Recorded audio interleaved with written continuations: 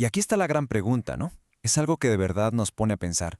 ¿Cómo es posible que Abel, que vivió hace tantísimo tiempo, pueda comunicarse con nosotros hoy sin que tengamos ni una sola frase que él haya dicho? Y miren, la respuesta la encontramos justo aquí. Es el apóstol Pablo quien nos revela el secreto. Abel nos habla a través de algo muy poderoso, su fe.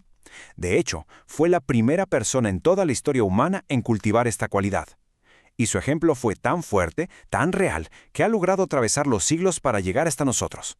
Muy bien, pues vamos a meternos de lleno en su vida. Para poder entender la fe de Abel, primero hay que imaginarnos el mundo en el que le tocó nacer.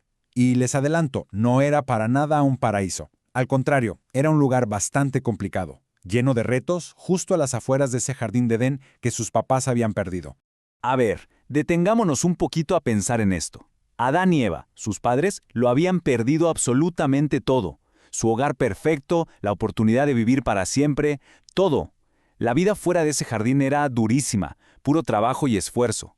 Imagínense, hasta la tierra misma estaba como enojada, produciendo espinos y cardos. Ese fue el mundo, un poco sombrío y difícil, en el que crecieron sus hijos. Y fíjense en este contraste que es, ¡wow! Cuando nació Caín, que significa algo producido, su mamá Eva sintió que había logrado algo importantísimo con la ayuda de Jehová. Quizás hasta llegó a pensar que él era ese salvador que se había prometido. Pero, ¿y con Abel?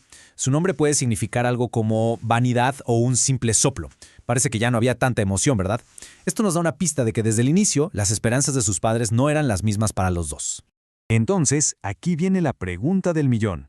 ¿Cómo le hizo Abel? A pesar de crecer en una familia con tantos problemas y sin tener un buen ejemplo humano a quien seguir, Abel logró desarrollar una confianza total en Jehová. ¿Cuál fue su secreto?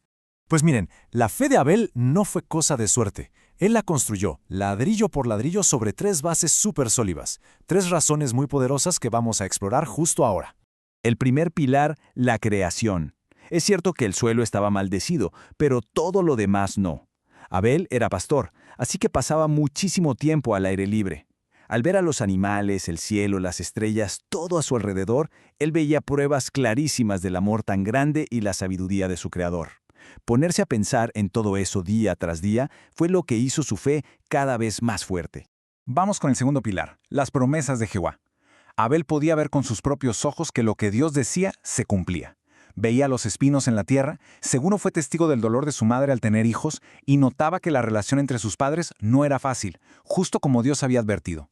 Entonces, si todas esas palabras estaban cumpliendo, ¿por qué dudar de la promesa de que un día vendría una descendencia a arreglarlo todo? Tenía toda la lógica del mundo. Y aquí tenemos el tercer pilar, que es fascinante. Abel no tenía un buen ejemplo en su propia familia, pero sí que lo tenía en los ángeles. Esos querubines tan poderosos ahí en la entrada de Edén eran como un anuncio espectacular de lo que significa ser leal a Jehová.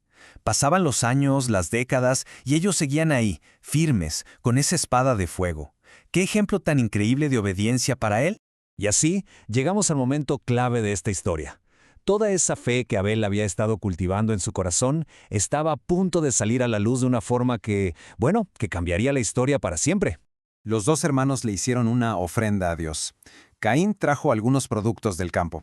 Pero Abel fue más allá. Él trajo lo mejor de su rebaño, las primeras crías con sus partes más valiosas.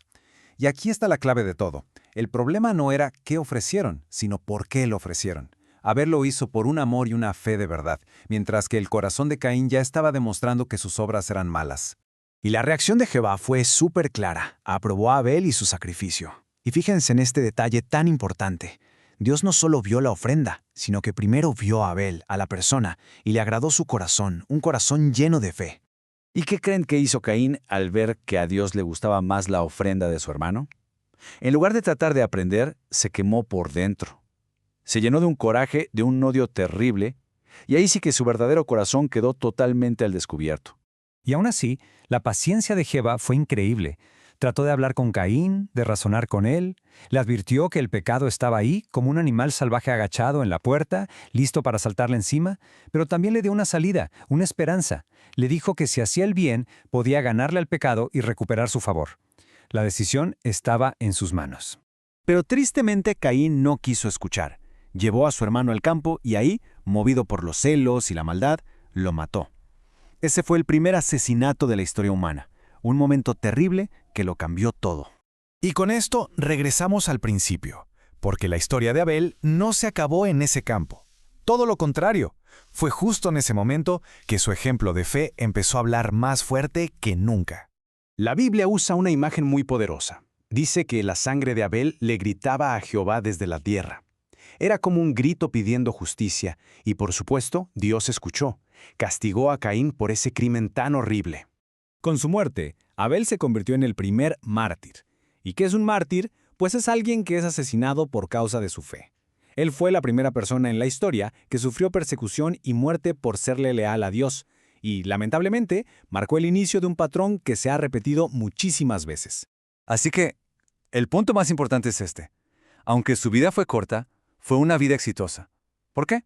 Porque murió teniendo lo más valioso que se puede tener: la aprobación y el amor de su Padre Celestial, Jehová. Ese, y no otro, es el verdadero legado de Abel. Y así, la historia de Abel nos deja con una pregunta muy personal. Su voz, su ejemplo de fe, ha viajado 6,000 años solo para llegar hasta nosotros hoy. La gran pregunta es, ¿la vamos a escuchar? ¿Qué podemos hacer hoy mismo para que nuestra fe, como la de Abel, también hable por nosotros?